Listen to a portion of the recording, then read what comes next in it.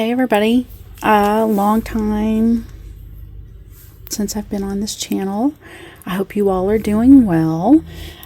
Today I thought for a change I would do a little, tutorial or video on a project I was working on for myself personally, and I thought maybe I'd share it with you all. So if you were interested in doing something similar for either yourself or maybe for someone special in your life, this might be a quick little nice project for gift giving, that kind of thing. So I recently came to the realization that I needed to start having a special storage place for my knitwear, but more specifically my knit socks. This past year, I made a personal goal to knit a pair of socks a month, and so now I've just about got a box full of socks. And my big problem I've come to realize is like with my knit sweaters in my closet that just kind of sit, and because I live down south in Texas in the United States, we just don't get really cold temperatures enough to pull out the knitwear quite a lot. So a lot of it ends up going into storage, and there are some winter months where none of it gets pulled out, just because it just doesn't get cold enough to wear them once, if at all. So, but in this case, this isn't all the socks I've knit this year, but this is all the ones that I've completed. And other than these may end up being a gift pair, I've got a friend that I wanted to ask if they were interested in this orange pair. But most of the rest of these, if you follow me on Instagram or even on Ravelry, have probably seen postings of these. But I got the same friend that I just spoke of had sent me this really nice, if you're familiar with Harry and David, they do like food gifts, but it's one of those really nice heavily constructed boxes that have the magnetic flap right here so it seals, and this actually kind of seemed like the perfect box to kind of keep these in. So you can see I've got enough room for a couple more pair, and if I end up gifting this one, then I might be able to fit the socks that I knit this year for myself. I might be able to fit them all in here. So and in doing research online, realized that there are certain things, certain botanicals or scents that deter insects that might get at your knitwear, whether it's your socks, your sweaters, even like some t-shirts, some cotton fabrics. And I've realized in pulling out older skeins of yarn, I think we have, and it's not just moths either, there are several different insects that will chew yarn, particularly wool.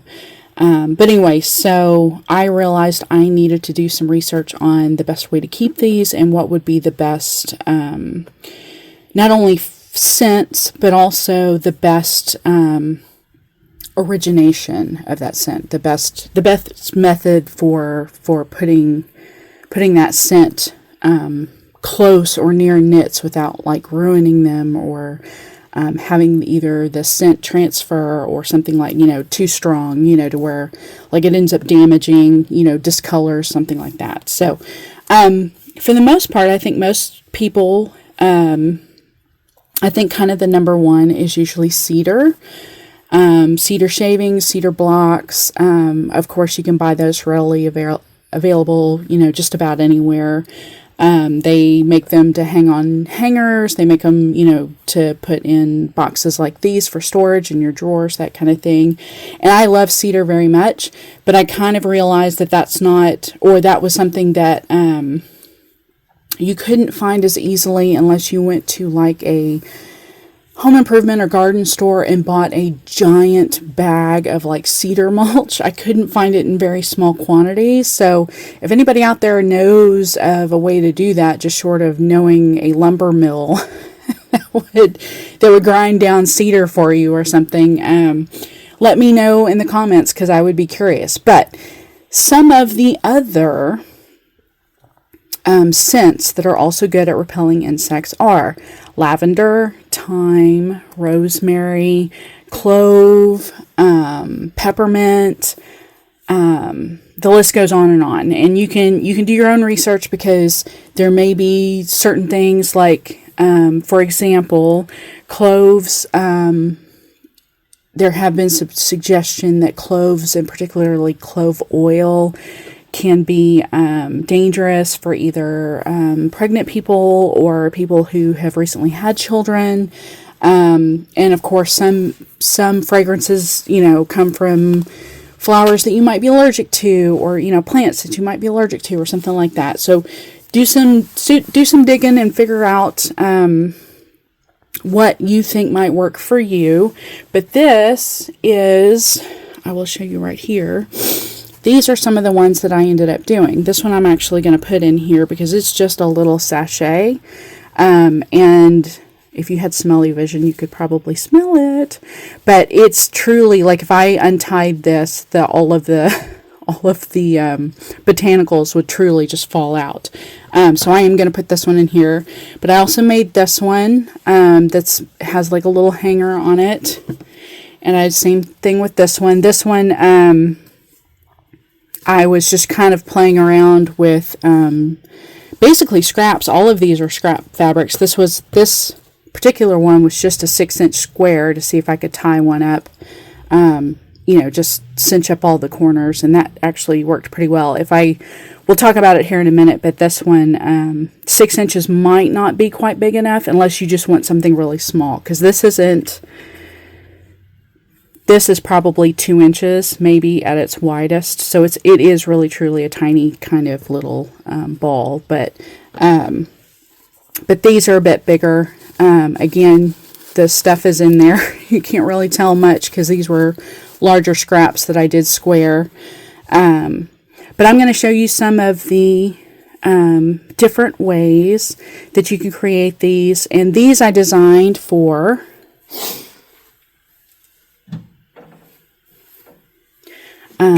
hangers, basically. I have a couple of knit tops that are hanging on hangers in the closet. So my idea was to basically put this on the hanger and then have it hanging near the fabric or near the knit object, so that way it would be show you both of them, kind of show you. So that way they're just hanging right on the hanger, and they'll just hang in the closet. So that's what those were designed for.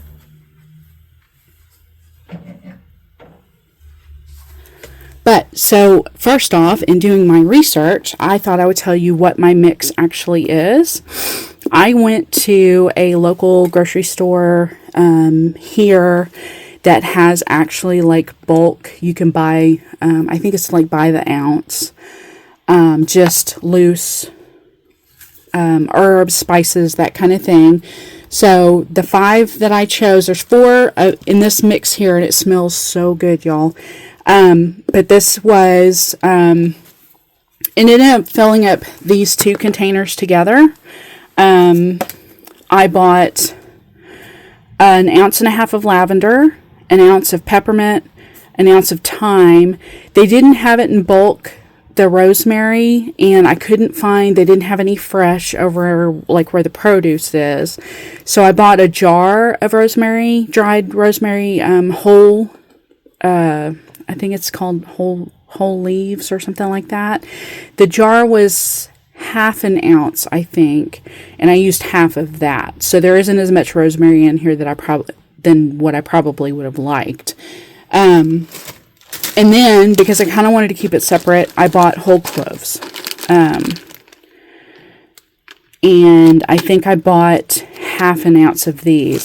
So when I made my little sachets, I did like 2 of these little metal scoops. These are like, this is a scoop like you'd find to scoop like coffee grounds. So I think this is like about a tablespoon maybe. And so I do two of those scoops, and then I drop about, 5 or 6 maybe whole cloves in with it, and then I seal up my sachet. So I thought you all might be interested, and this is a great, the reason why I was doing this was I have a, over here where you can't see off camera, I have a huge, one of the stacking roller drawers that have like 6 or 8, drawers in them, and a couple of them are full of nothing but fabric scraps or fabric squares, like charm packs, that kind of thing. Kind of like this one here. This is another 6-inch. So I thought if I had scraps that I needed to use, like this is a scrap. It's already sewn on 2 sides, actually 3. This was actually a scrap trimmed off of a project I did to do some arm covers for a chair that we've got out at our computer desk that I don't like. The arms are just like bare plastic, and I don't like my arms resting on them, so I made a couple of pillow cushions, but these were like left over from the tubes that I made. So this was actually one of the ones, the hanging one that I just showed you. This is another piece that I'm going to show you what I did with it. But it's already kind of prefabricated, pre-sewn. So it was like, this was like a perfect little like, bag or sleeve. And then I also pulled out a couple of different like 5-inch charm packs, and we'll do a couple of like, ravioli style ones as well. So I hope you'll stick around, and I'll kind of show you what I did. And, yeah, I hope you all enjoy this, and let me know if you have any comments or suggestions about other things you'd like to see. I'll be right back. Okay, so first off, I just kind of wanted to show you, I had several different 5-inch charm packs that I could have pulled from. I almost considered doing I have a couple of Halloween and Christmas holiday ones that I thought I might pull from, but I kind of thought, well, no, I'll do something that's a little more like, used for anything. Like I said, these were 5-inch, I think that's right, 5-inch. Yeah, 5-inch charm packs that had all different, like you buy them. Here, I'll show you.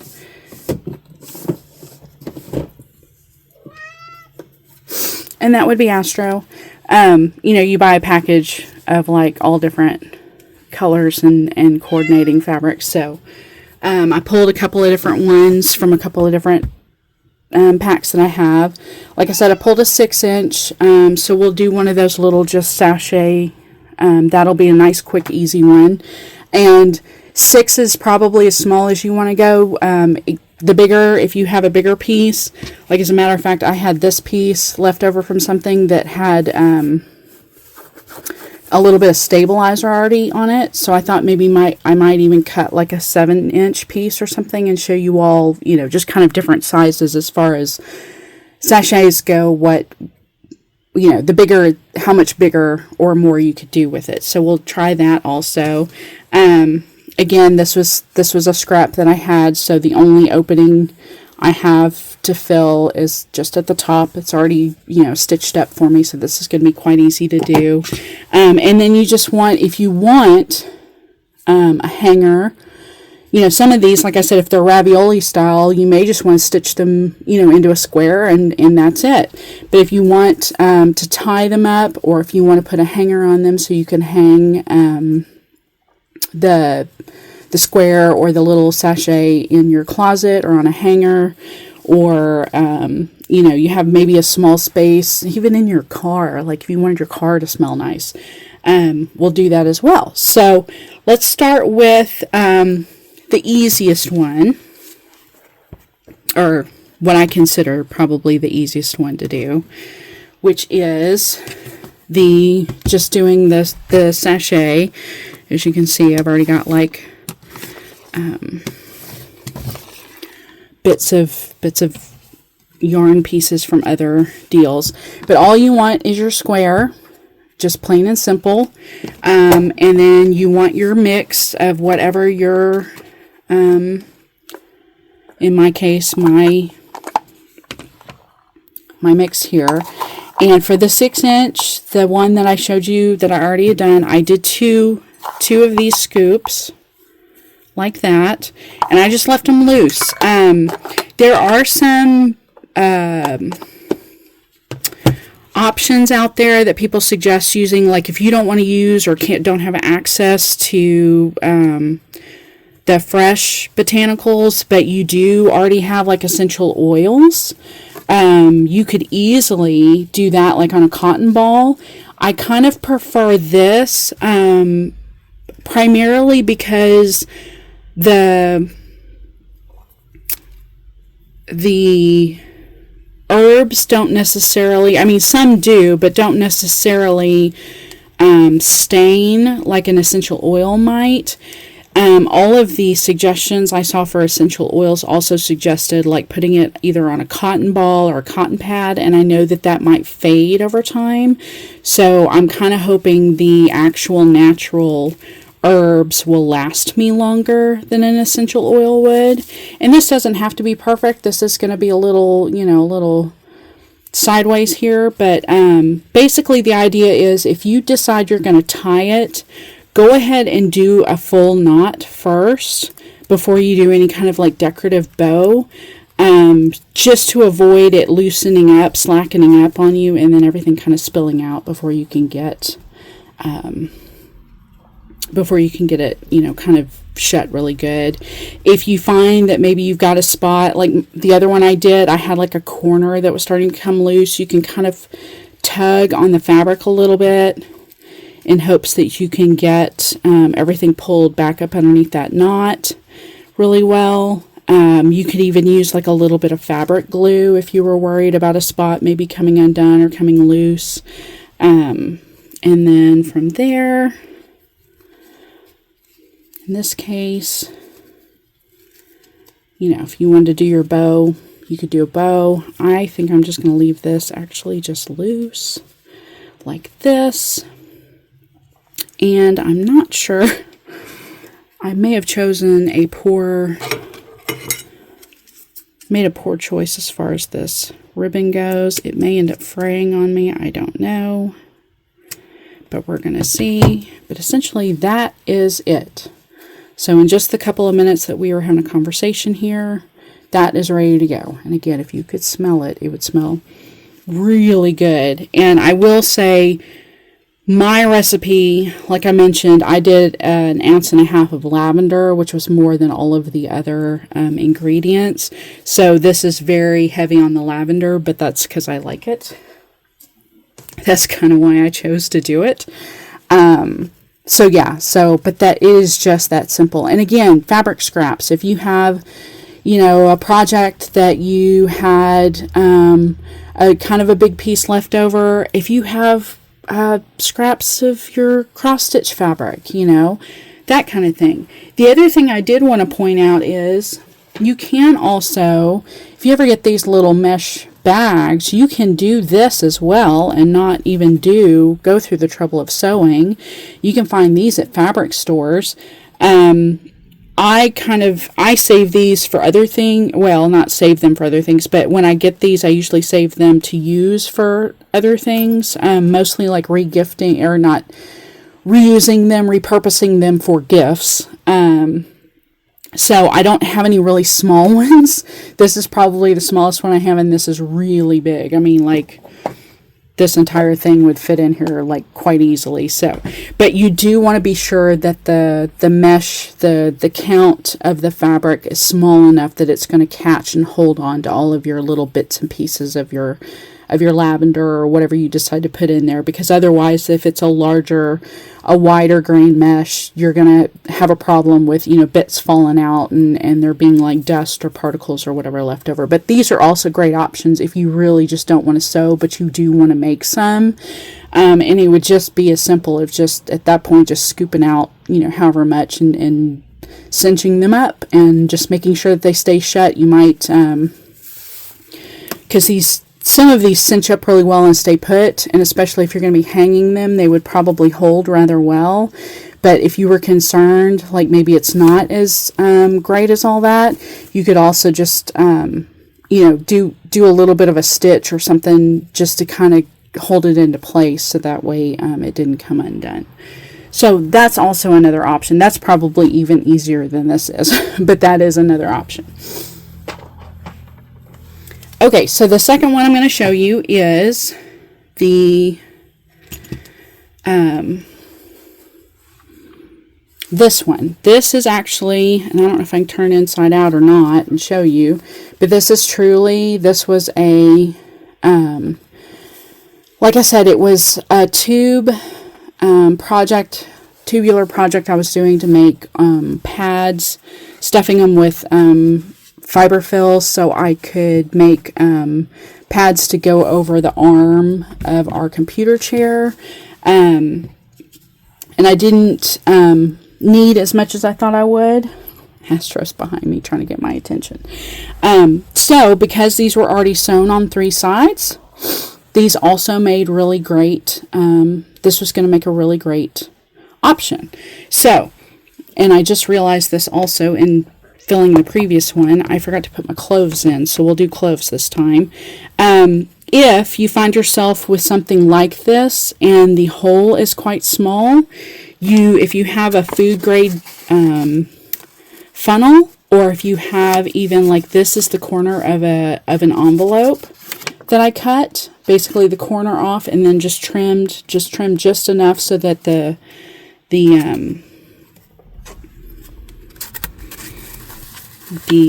botanicals would fall into, like this.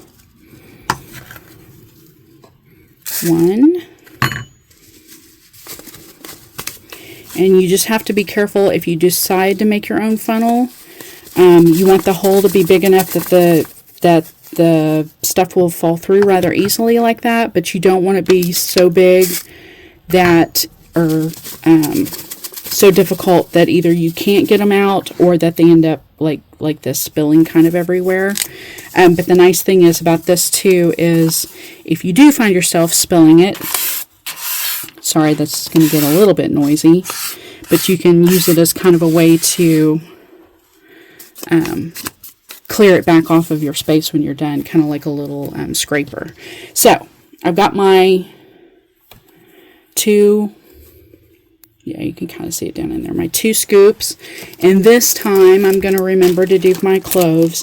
The other reason, there were a couple of reasons why I kept the cloves separate. One is cloves, if you've ever been around them, are very strong, and I did not want them to overpower my lavender mix because I really liked the way it smelled.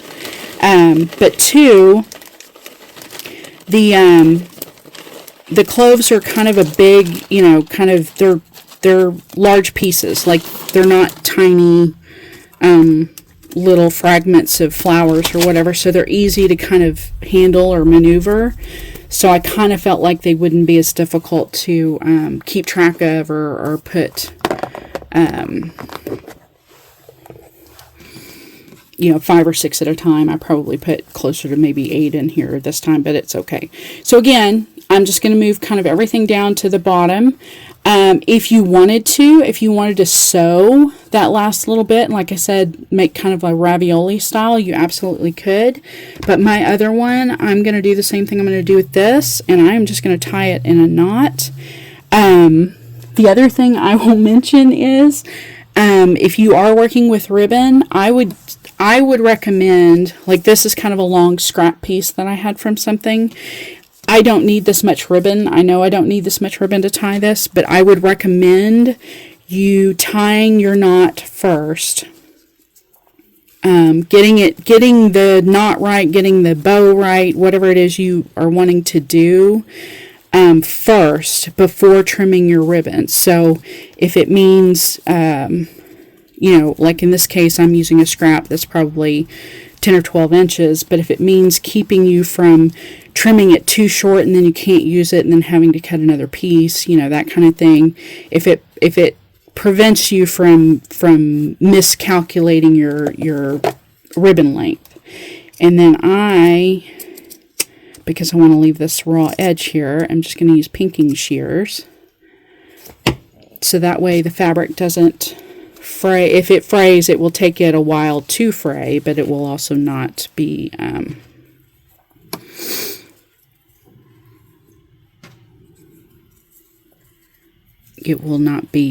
difficult or whatever.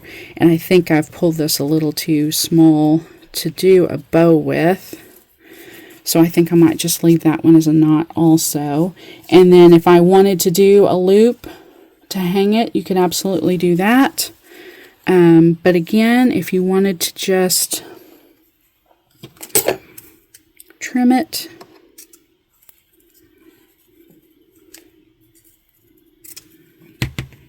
and then, I've got a whole nother piece of ribbon that I can tie another one up if I want to. But there you go. There's a second one. And again, just easy peasy. Don't have to put too much thought into it. I think the most time I spent was probably deciding how much of the botanicals I wanted to use when I went to the grocery store. So, okay, so there's two. Let me pull out the next couple. Actually, let's do this really quick. I'm going to cut, let me see how large this is width-wise. This is 8 inches. Okay, let me do an 8-inch square of this. And let's just see what an 8-inch square looks like. As just a sachet. Since we've got it here, I've got it out. We can do it easy peasy. Let's move this over here a little bit so I can square it off. And again, doesn't have to be perfect because you don't need like perfectly straight edges or anything like that. All you're wanting to do is just get a piece of fabric that's primarily square. And even though this has stabilizer on it, it's kind of, I wouldn't say a waste, but, like, stabilizer's not cheap, and I'm not going to worry about it too much. I will say stabilizer would be great if you had, like, especially like a piece of cross-stitch fabric that was linen or Aida, and you needed to make sure that those holes were covered by something so you didn't have your mixture fall through the holes. That might be an option. Using a piece of stabilizer or just even a second piece of fabric is just like a lining. So again, I'm going to take my mix. This time I think I'm probably going to do at least 3 of these scoops, only because this is a bigger square. 2, 3, and then also make sure I do my cloves this time, which I will do quite a few cloves.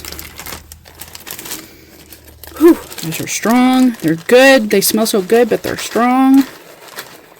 Okay, there we go. And then again, you're just going to cinch up. Start with your 4 corners. Get your 4 corners up just to make sure you kind of pull everything to the center. And then from there, just kind of bunch everything up towards the middle. And again, it doesn't have to be perfect. You can even take your scissors afterwards, your pinking shears, and trim the fabric a little bit. If you were, if you didn't want this one edge sticking out, you wanted it to be more even, you can absolutely do that. Sometimes I will give it a twist like this so that I'm catching all the corners to make sure that nothing like spills out or that everything kind of stays together more easily. And then take my ribbon. And if you have an extra set of hands, it's always helpful with these knots, but I've kind of gotten so used to doing most things by myself that, you know, tying a knot isn't such a big deal. You just have to kind of manipulate it to where you can get your hands on it really well, because once you get that first kind of pull, that kind of tug, you can usually manage it pretty well after that, as far as keeping it cinched tight and not losing your knot.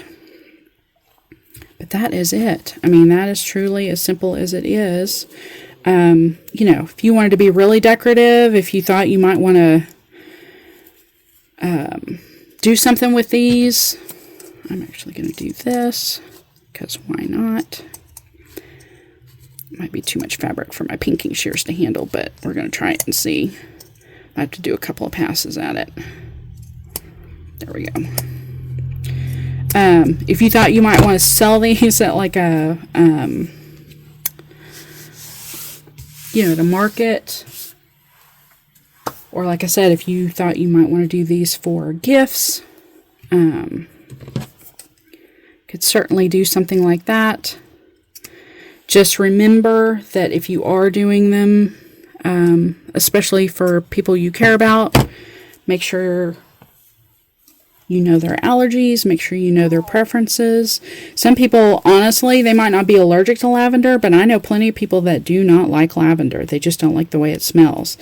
But I have learned that some people think they don't like the smell of lavender, and what it is they don't like the artificial, you know, lavender smell from like certain brands of lotion or something like that. But if they smelled actual, you know, true, the plant lavender, they actually really like it a lot. It smells really good, so, to them. So just make sure you know, but that's it.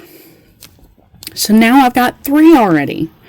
3 more I can put with my socks and my sweaters. So yeah, and so that's what I kind of wanted to show you, the comparison. This one was the 6-inch square. This one was the 8-inch square. So you can kind of see how much difference in size. You know, that one's 2 inches. That one's at least 3 inches wide. So, you know, kind of keep a thought in the back of your mind about the space you're putting these in. Like these, once I get done with this tutorial, I will probably put all of or not all of them, but I will probably put a couple of them either in our the linen closet or the drawers where we keep like towels and sheets and stuff, or 1 or 2 of these might actually go where my other just regular like everyday socks are, because why not make all my socks smell good. Yeah, so I mean, you can use these for all kinds of things. I am strongly considering putting this one in my car and seeing how long it lasts, making my car smell good. So yeah, okay, so now that we've done 2, 3 of them, now let's do a couple of the sewn ones. So this is going to be very straightforward, very straightforward. It's going to require minimal knowledge of sewing. It doesn't even require a sewing machine, but I'm going to use mine just because A, it's here, and B, because it goes quite a bit faster for tutorials. So we're going to do 2 of the square versions. The first one I'm going to do is a ravioli version, where basically I am going to sew right sides out.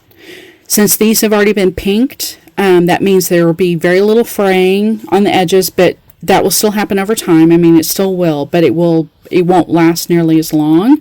But I do have my pinking shears also, so if these charm packs somehow came in straight edges, I could certainly still do that. But all I'm going to do is I'm going to pick my seam allowance, whether 1/4 inch, 1/2 inch, 3/4 of an inch, whatever you want to do. I probably would not do 1/8 of an inch, simply because 1, you're going to get really close to the edge, but 2, you're going to need to have like these are 5-inch squares. You're not putting just a whole lot in this. So the more room you leave yourself for the pocket part, not that you might want to fill it up really full, but the more you fill it up, the more difficult it's going to be to sew shut. So by making kind of a smaller, giving yourself more of an allowance, you give yourself just kind of a basic square to fill. But all I'm going to do is I'm going to basically sew all the way around three sides. Since I'm not turning this inside out, it's not quite as important, but remember when you start and you finish with a sewing machine, it's always a good idea to do some overlapping back stitches at your start and finish, just so when you're opening your fabric up to, like in this case, fill, those stitches don't automatically start coming loose. If you had this, the other one, we're going to do the opposite way where we do them right sides together and turn it inside out. It's much more important because then they start to like pull apart. So let me go to the sewing machine really quick and sew this. I'm doing opposite sides different, but you know, you can do it however you want. If you want same fabric, if you want completely different fabrics, if you want one of them to be flannel and one of them to be cotton or satin, or you know, you could, this is where you can get really creative, because you can match where you're going to have it in your closet. You can match it with, you know, if you have a garment you're hanging up in your closet, you know, match it to the colors of the sweater or something to make it all cute, that kind of thing. So yeah, sky's the limit. If you were going to throw it in your luggage,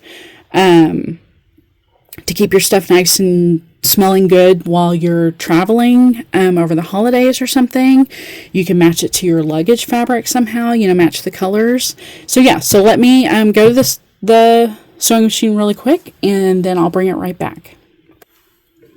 Okay, so nothing terribly fancy, truly just, I think I did a 5/8 inch seam allowance, just used kind of the guide on my sewing machine, and again I just did 3 sides. That's all I did, kind of like I did my little or kind of like my earlier one was that I had pre-sewn a long time ago.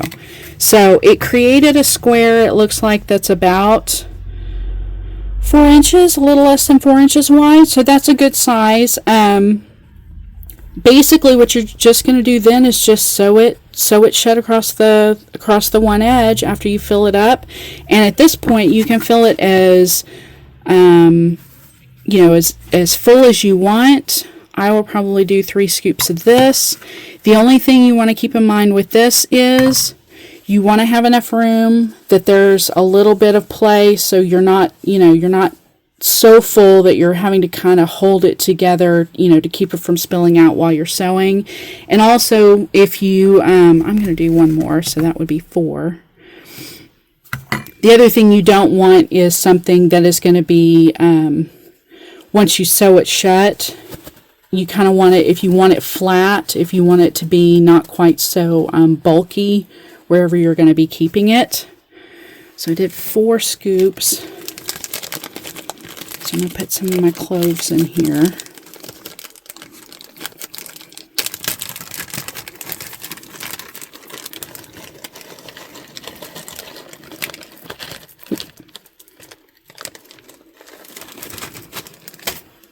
Dropped a couple.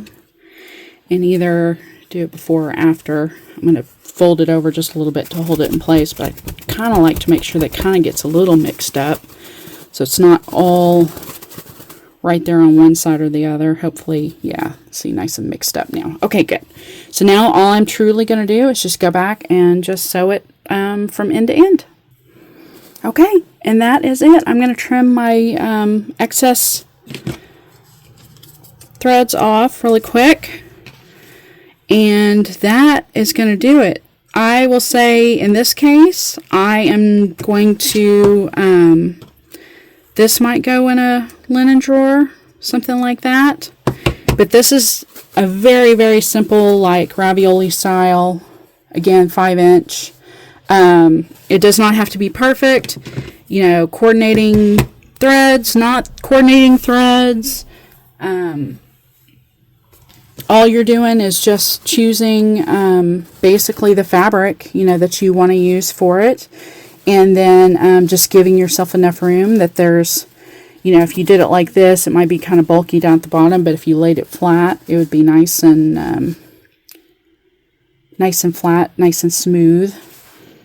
And it smells so good, y'all. It smells so good. I wish you could smell it. Okay, so now we're going to do the final one. Oh, that was the other thing I was going to mention. If you wanted to do a hanger on this, but all you would need to do is, before you sew your final stitch across, just either put some ribbon, you know, tuck your ribbon in, or if you wanted to, you could take your ribbon and, you know, pin it, sew it, you know, right there, and it could be just right on the outside. Again, if it's going to be hanging up in a closet, you know, or something, you could even not make sure you do it outside of your seams, but you could even create a hole, you know, punch a hole or something if you wanted to do that. You could even take it, sew it all the way across, and then, you know, create your loop like that, so your fabric's actually, or your ribbon's actually part of the border all the way around. You could do that. For any of you who finish cross stitch, you absolutely, you know what to do. I mean, you've all done it before, but for anybody who's never sewed anything before, and this is, again, does not require a sewing machine. All you would need to do is just hand stitch this. It could be a running stitch. It could be, you could do it all the way to the edge. It could be a blanket or a mattress stitch, a whip stitch, you know, a decorative embroidery stitch, something like that, but just something just to hold the fabric closed, just so your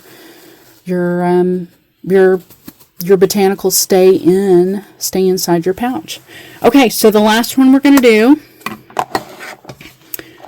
do more like a typical, if you all are like me and do a lot of sewing and or especially cross stitch finishing, we are going to do another ravioli, but we are going to do this to where it's inside out, or basically where our seamed edges are not going to show. But I will also impress upon you that you can do the option of doing then a stitch, kind of a top stitch over the edge. And I think that's maybe what I do with this one. But let me get this sewn really quick again. I'm just going to go 3/4 of the way around. What I'm probably going to do with this one, though, is I'm going to start somewhere here, work my way around, and then end where I've got about a 2-inch gap. And so that way I can turn it inside out really easily. So I'll be right back. Okay, so for any of you that might be cross stitchers that follow me, this is going to be really similar to a pillow finish, in that, you know, and that would be nice too if you wanted to take one of your cross stitch finishes and make it one side of your sachet. That would actually be amazing. As a matter of fact, I'll see if I can find a project of mine that I finished recently, maybe that I haven't done anything with yet. And maybe we'll make it into one here in just a minute. Okay, so essentially just like you do a pillow finish, you do, you know, 3 of your sides and then you leave a small gap. The seams are not going to be important, but if you've ever done this before, trimming the corners off always kind of helps with the bulkiness. Just make sure you don't actually cut your stitches. You just want to trim off some of the edges of the corners. And then you're going to turn your ravioli inside out.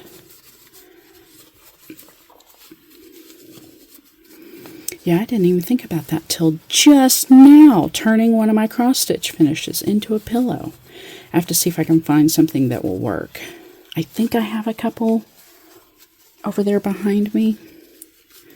So we'll see. The only not downside, but the only thing will be, as you can see with the cotton, it gets real wrinkly. And these, it doesn't even bother me that it's wrinkled, because it's going to go in a drawer somewhere. It's not even going to be something that anybody's even going to see. So I don't worry about the ironing so much. But like with your cross stitch finish, you might actually want it to look a little bit nicer. This usually doesn't take that long. And again, if you want to get the iron out and you want to press those seams, nice and flat, but otherwise all you've got left is your little opening that you left for your funnel, or however you want to get that in there. I would strongly encourage a funnel in this case. Again, mine is just the corner of an envelope. You can take a piece of paper and, twist it into a cone. I mean, you don't have to purchase anything to make a funnel. You can literally do it however you want. Now, I will say mine apparently is just like the size of this opening, so I have to be kind of careful here. I think what I might just do is, I just need to make sure I don't make a mess of this, because I am good at that, making messes. Okay, so there's that. I'm going to try to carefully shake this, see if I can get it into my pouch without it spilling everywhere. I didn't do too terrible there.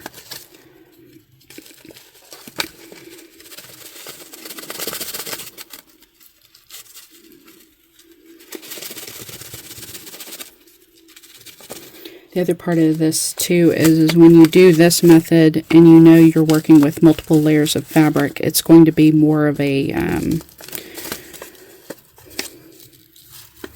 there we go. I was going to say, you're going to have a harder time because the fabric's going to want to like fold up on you and cause more of a impediment to your ability to get your botanicals in your pillow. But this is working pretty well now. I kind of got it to where it's...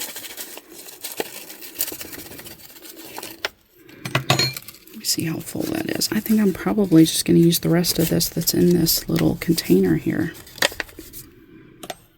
if I can do it without, like I said, making a complete mess. Hold on, about to lose my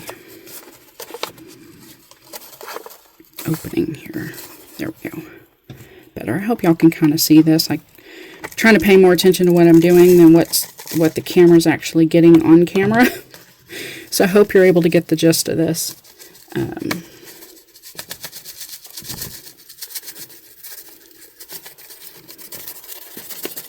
But this is working rather well. Okay, so that is it. Again, it's, as you can see, it's only that full, like half full, but that's not, that's not something you should necessarily worry about. It's as full as you want it to be. It doesn't have to be, you can make it more full, less full, depends on, just how much of a, okay, these cloves are going to give me a problem here, I think, because of this bag. It truly is just at your discretion, at your liking, especially if it's a very strong scent, or if it's something maybe that,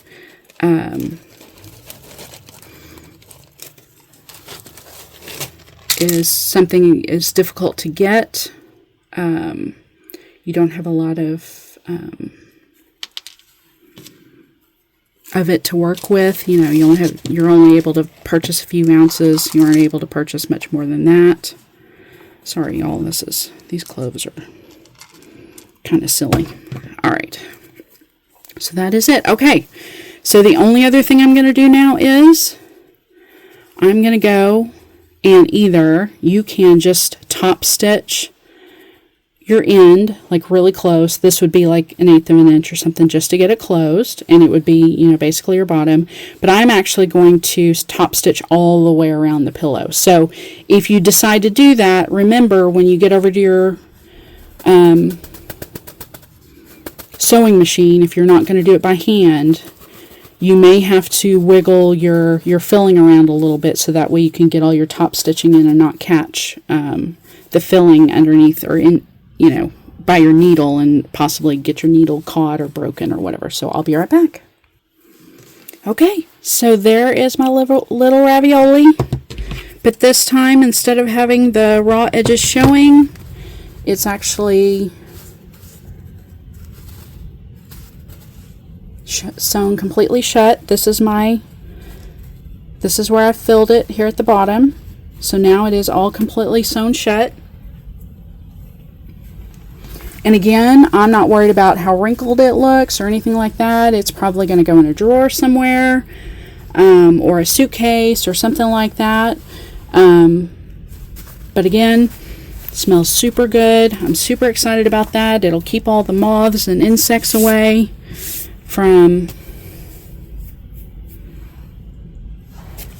my clothing and my knitwear. So these are all the ones we made. Let's talk about filling one more time, just because I want to make sure you all have the best information.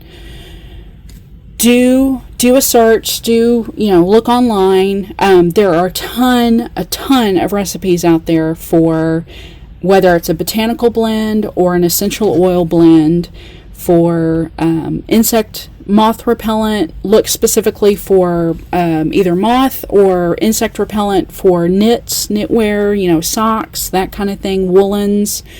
Again, choose your fragrance or your scents based on what you like. Given the list you find, remember that if you do essential oils, they're going to go either in maybe like a rice mixture. You might do like dry rice, or you might do batting, so like wool batting, cotton batting, some kind of fiber fill, and it's going to be something that you're going to basically add a certain amount of that oil mixture to. So that oil will not only get on your filling, it's also going to get on the fabric you choose, and there is a possibility it's going to soak through and then touch whatever your item or garment is that you might be putting this with. So if you go essential oils, be very, very careful. You might even double up your layers. If you're going to do it like in rice or on cotton or some kind of batting, you might do that. Do like a batting layer, and then do your pretty, your decorative fabric outside of that, just to give it a chance to not, or to impede it from actually soaking through, because this is just lavender and thyme and rosemary and cloves right up against fabric, but it's the actual plant. Now I know the plant still produces oils, but it's not straight up oil, so I'm not as concerned about it. Over time it'll probably do some staining or coloring or whatever of the fabric, but I'm not nearly as worried because it's the actual plant material. But yeah, these again make great gifts. Can scent any room, any closet space, drawer space. Like I said, I think I'm going to put this one in my car and see how well it does driving around in my car. I still have, one more time, I did 1.5 ounces of lavender, 1.5 ounces of lavender, 1 ounce of peppermint, 1 ounce of thyme, and then I had to purchase a jar of rosemary that I used half of an ounce. So I used about 1/4 ounce of rosemary. I probably would use the whole jar, but I wasn't sure, because I couldn't get it bulk, and I couldn't get it fresh over in the produce section, so I only used half the jar. And then my whole cloves. And the cloves, I'm just keeping separate, simply because they are so aromatic, and I don't, that is a lot. These are very, very strong. Like I can smell these through the bag, And this smells so good by itself. I kind of wanted to, like, I did this one or two of these. I don't remember which one it was. It must have been this one. Did one or two of these with just this, and that smells so good by itself. But to add the cloves, I had to be a bit more sparing, so I didn't want to just throw everything in. But I think this was an ounce of cloves that I bought, or maybe half an ounce. That's the other thing. As far as price, if you all are curious, I think most of these an ounce cost me like between $2-3, something like that, an ounce. The cloves, because I only bought half an ounce, I think they were a bit more expensive, but also I knew the weight of each, like each segmented whole clove was going to be much more, so I didn't need as much. The only expensive one I think in the group was really the lavender, and that kind of seems right. If any of you are familiar with buying, herbs or, whatever for your cooking that are in bulk, you probably know kind of what to expect. But buying in bulk is definitely cheaper, less expensive way to go than buying, of course, the pre-jarred. Plus, you're getting it fresh for the most part. The jars could be sitting there for weeks, months in a warehouse before it actually gets to a store shelf. So you may or may not be able to have a very aromatic botanical that you buy out of a jar. But the sky's the limit as far as the smells go.